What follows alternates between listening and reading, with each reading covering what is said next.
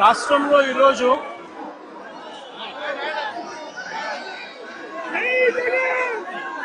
జంగల్ రాజ్ అనేది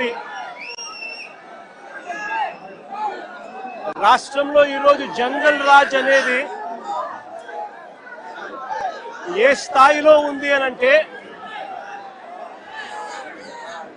ప్రజాస్వామ్యం ఎప్పుడో కూని అయిపోయి రాష్ట్రంలో ఉన్న పాలకులు ఈరోజు జంగల్ రాజ్ అంటే ఒక భయానక వాతావరణంతో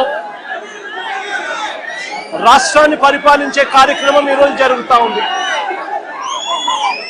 నేను అడుగుతా ఉన్నాను, ఈరోజు అంబటి రాంబాబు అన్న విషయంలో జరిగిన విషయమైతేనేమి, ఈ మధ్యకాలంలో జరిగిన జోగి రమేష్ ఇంటి మీద దాడి విషయమైతేనేమి, విడుదల రజనీ అమ్మ మీద అటాక్ చేసిన విషయమైతేనేమి, బోళ్ళ బ్రహ్మనాయుడన్న మీద అటాక్ చేసిన విషయమైతేనేమి, అన్నీ కూడా ఈ మధ్య కాలంలోనే జరిగిన ఈ కొన్ని ఘటనలు మాత్రమే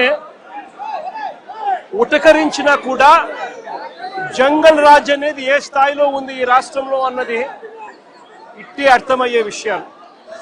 నేను అడుగుతా ఉన్నాను, అంబటి రాంబాబు అన్న చేసిన తప్పేమిటి అని అడుగుతా ఉన్నా.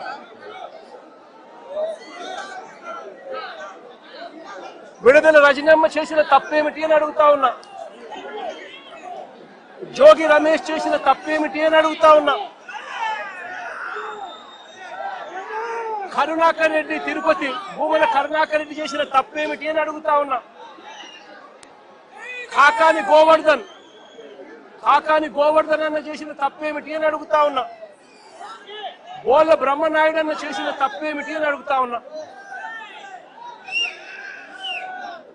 కేవలము చంద్రబాబు నాయుడు గారు అనే వ్యక్తి గత సంవత్సరంన్నర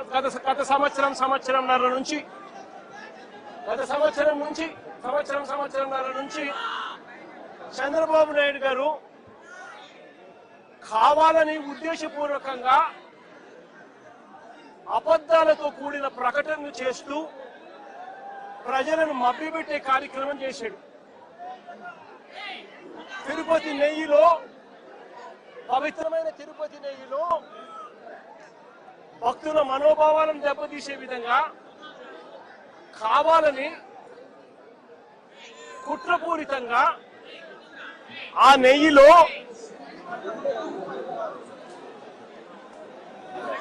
జంతువుల కొవ్వు ఉందని, గొడ్డు మాంసం కొవ్వు ఉందని, పంది కొవ్వు ఉందని,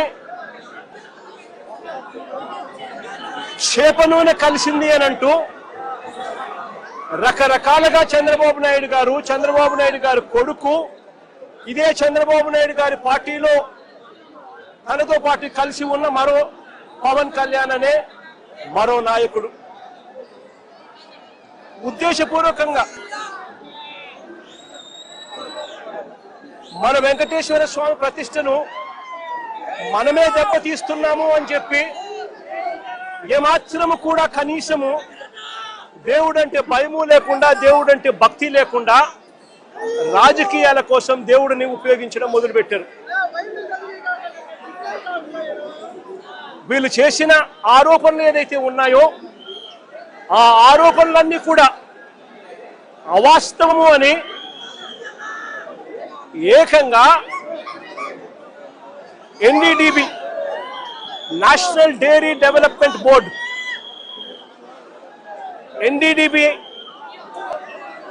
NDRI national development research institute, ఈ రెండు కూడా కేంద్రానికి సంబంధించిన ల్యాబులు. కేంద్రానికి సంబంధించిన ఈ ల్యాబులు వీళ్ళ హయాంలో వీళ్ళు ఇచ్చిన టెస్ట్ శాంపుల్ అవి టెస్ట్ శాంపుల్ కూడా అనలైజ్ చేసి వాళ్ళు సిబిఐ ఆధ్వర్యంలో అనలైజ్ చేసి ఈ నెయ్యిలో జంతువుల కొవ్వు కానీ, గొడ్డు మాంసం కొవ్వులు కానీ, పంది కొవ్వు కానీ, చేప నూనె కానీ, ఇటువంటివి ఇంకొకటి కానీ ఇటువంటివి అవి ఏవి లేవు అని చెప్పి నిర్ధారణ చేసి సర్టిఫికెట్లు ఇస్తే, ఆ సర్టిఫికెట్లు సాక్షాత్తు సిబిఐ వాళ్ళ సిబిఐ ఛార్జ్ షీట్లో ఈ ఎన్డీడీబీ సర్టిఫికెట్, ఎన్డీఆర్ఐ సర్టిఫికెట్ రెండు కూడా పెట్టి